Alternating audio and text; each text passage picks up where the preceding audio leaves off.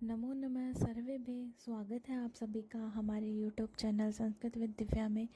दोस्तों, हम सब जानते हैं कि संस्कृत संसार की सबसे प्राचीन, वैज्ञानिक और समृद्ध भाषा है, जिसे हम देववाणी या सूर भारती भी कहते हैं।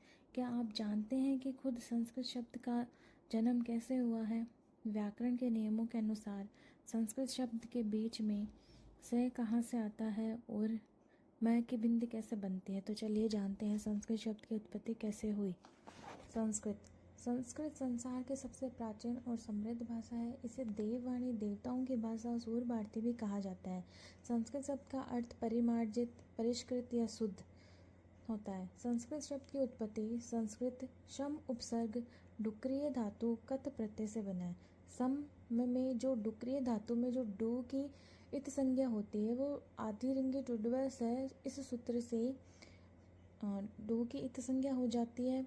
ये जो बचता है इसकी हलंतम सूत्र से हम इत संज्ञा करते हैं तो हमारे पास शेष बचता है सम, क्री और कत। अब हम कत प्रत्यय में कै की इत संज्ञा लसकवती द्वितीय सूत्र से करेंगे तो इसकी कै इत संज्ञा हो जाएगी कै की, और सम, क्री और तय हमारे पास शेष बचेगा। फिर आगे सम परिभ्याम करो तो भूषणे, इस सूत्र से सम व परि उपसर्ग के साथ यदि भूषण अर्थ में क्री धातु हो तो बीच में सुट आगम होता है। जैसे सम, सुट, क्री और तय। ये हमारे पास ऊ की जो सुट के ऊ की इत संज्ञा करेंगे हम उपदेश जनोनासिक सूत्र से हम ऊ की इत संज्ञा करेंगे, और जो टय है उसकी हम हलंत्यम सूत्र से इत संज्ञा करते हैं तो हमारे पास शेष श बचता है। सम, श, क्री और तय।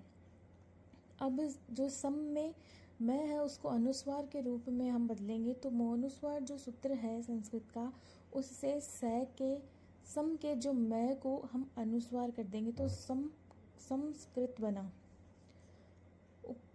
अब पदम न प्रयुंजितम, इसका मतलब है कि जब तक संस्कृत पद का पद संज्ञा न बना ले तब तक प्रयोग नहीं। इसलिए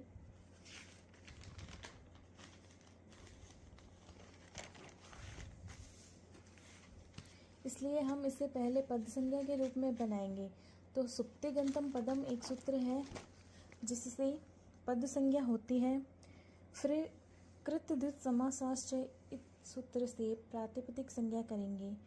फिर सु, जस, अम और सस, इस सूत्र से संस्कृत में सु आगम करेंगे। प्रथमा विभक्ति एक वचन में सु प्रत्यय आता है, और अतोअम सूत्र से सु को अम कर देंगे। अमी पूर्व से पूर्व रूप होकर संस्कृतम ये रूप सिद्ध हो जाता है।